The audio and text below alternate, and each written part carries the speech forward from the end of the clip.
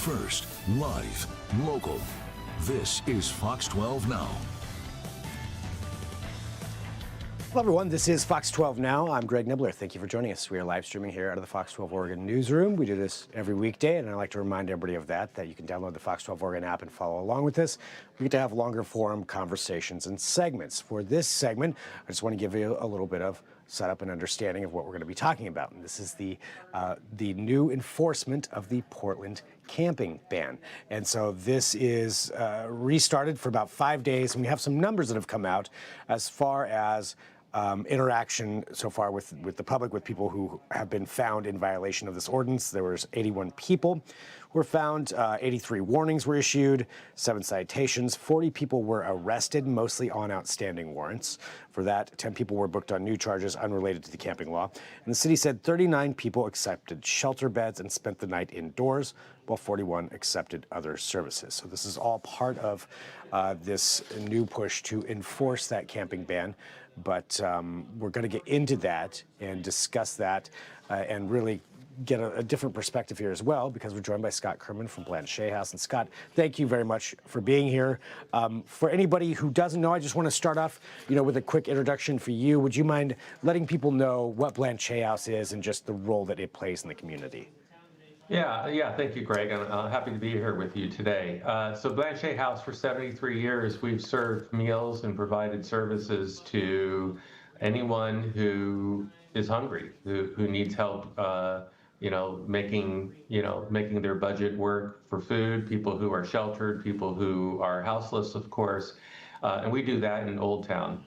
We also do residential programming. We have 2 transitional housing programs for men. One here in Old Town for up to 50 men, and then at Blanchet Farm in Yamhill County, we run a program for men with addiction. That's a pretty unique program where, as part of their recovery journey, they're taking care of our farm animals, taking care of our farmland, and participating in a lot of other activities. And then coming soon in 2026, we're going to be opening Bethany's Room, our overnight emergency shelter for women. So we're going to have the opportunity to give up to 75 women a chance to not be on the street at night where it's horribly, horribly violent and dangerous. So a lot of different ways that you're providing services there and interacting with the community at the same time and providing that for the community. So I want to ask you this just about some of these reports that have come out and about this camping ban enforcement. The city says they are leading with compassion and life-saving shelter. That's their words.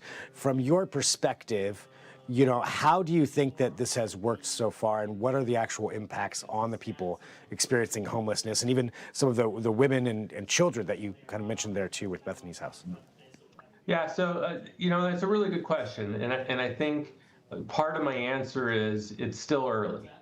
And so I want to make sure I'm not making pronouncements about the plan as a whole. The data that you shared, there's some of that data that I could really respond to. I think if over 30 people accepted shelter that night.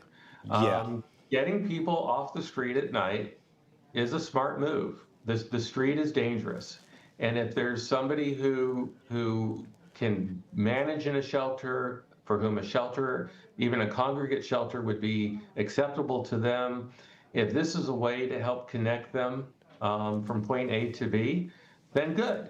If it's helping people connect with services, if it's almost a form of outreach, which I think, from what I've heard from the mayor, is that they're really looking at this as more of an outreach program than one that's designed to fill our jails with people for the crime of being poor, then good.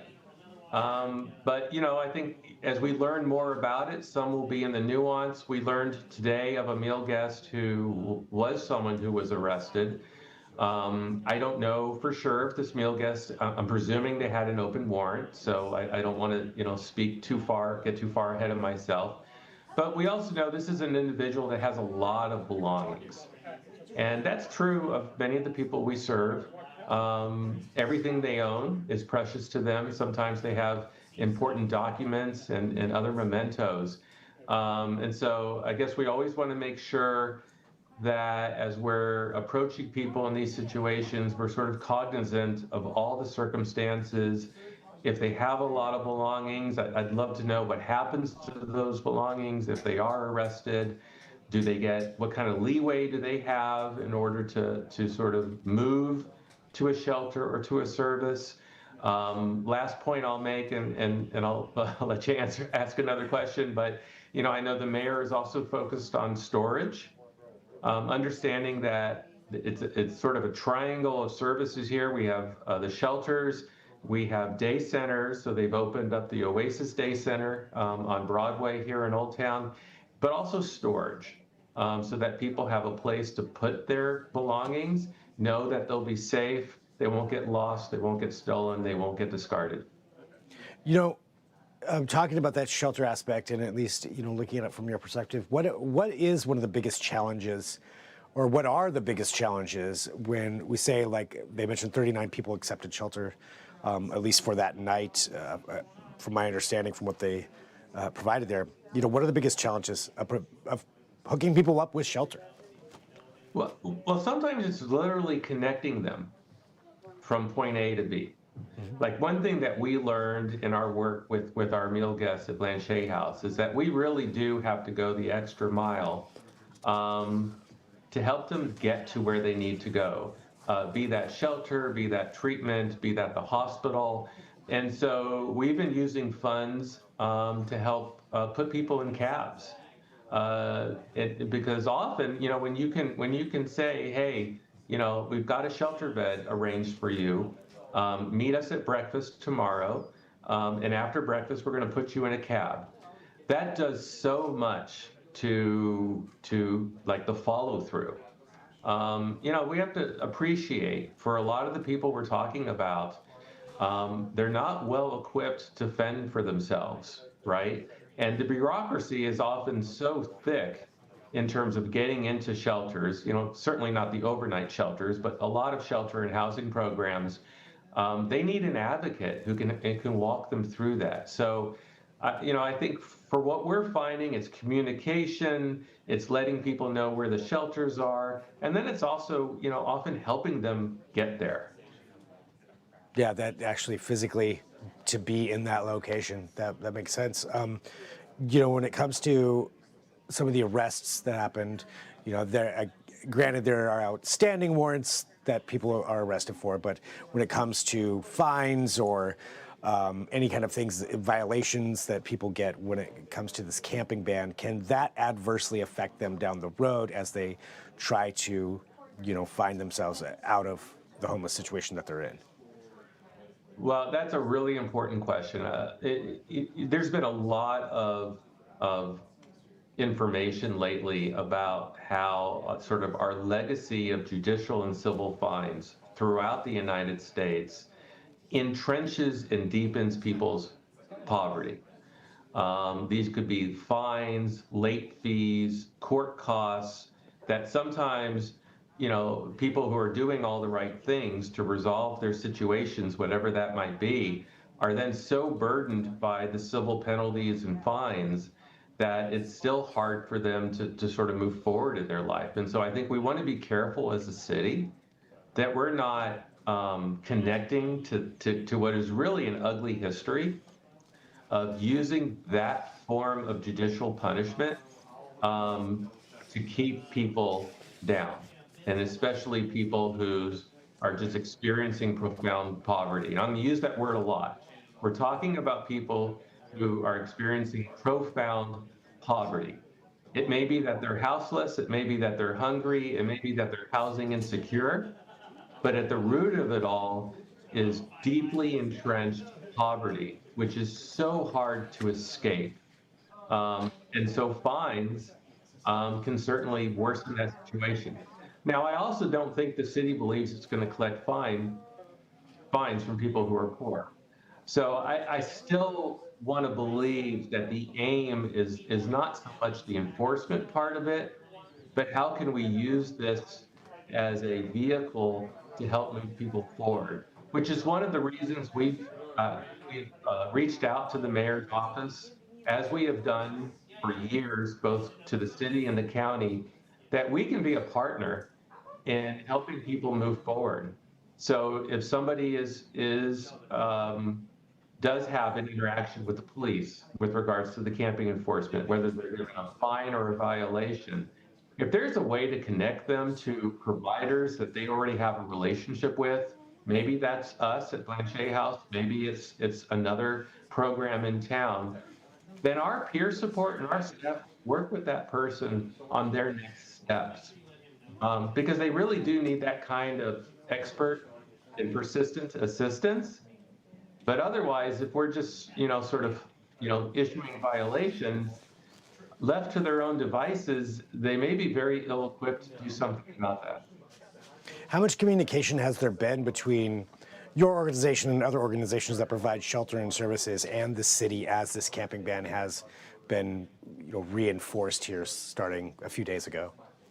I mean, I think there's been some communication. I think we're creating pathways for more communication. I just spoke to somebody in the mayor's office yesterday, and they said that something that I had brought up was on their agenda, and they would be getting back to me. So, I think unfortunately these things take time. We're all working on 1,000 things at once. What are we working on right now at Blanchet House is just meal services that are off the hook. I don't even know if that's a phrase anymore. That's what came to mind. It's off the hook. We served 36,000 meals in October. We had to go back to July of 2020. Now put yourself in July of 2020. That was like right at the beginning of the pandemic, to find a meal service with those kinds of numbers. And mind you, that's before the SNAP benefit cliff hit for people. And we're talking about 2 SNAP benefit cliffs, right? There's the shutdown, and we still have to see if some people do get their benefits back and at what level. But because of the big, beautiful bill, as it's called, H.R. 1, that Congress passed, more than 300,000 Oregonians were already in danger of losing their SNAP benefits, their food benefits, because of new work and other requirements. So we're a little scared about what the meal numbers are going to be in November. I mean, we're going to serve it, but we're really worried about the people. And I was just talking to some staff a moment ago. We're seeing students from local colleges coming to us for meals because they're hungry. We're seeing people who are approaching our door and saying, hey, is this where I can get a free meal? People who've never used our services before. And these aren't people who are houseless. These are people who are housed, who are sheltered, but are feeling the economic impact of both higher prices in all aspects of their lives, including at the grocery store, but also a lack of benefits that they rely on to make ends meet, sometimes just barely. Wow. So, I mean, starkly different. And I think that number is pretty illuminating there, that July of 2020 was the last time that you had that many. Well, Scott, I want to say thank you for joining us, too, for having this conversation and getting this out there from your perspective. Anything else that you think is important for people to know? We could use your support. Blanchet House is 100% privately funded. We don't receive any financial help from the city, the state, or the county. You can go to our website at blanchethouse.org and find out how you can contribute and support us. We're also in the Give Guide campaign, which is a great way for you to support lots of amazing nonprofits, including Blanchet House. And that's the annual Willamette Week Give Guide campaign that I think is featuring hundreds of nonprofits right now. Well, Scott, thank you very much for joining us here. I always appreciate having you on for these conversations, and thanks for the work that you do, for the community. Really appreciate it. Love the opportunity. It's off the hook, right?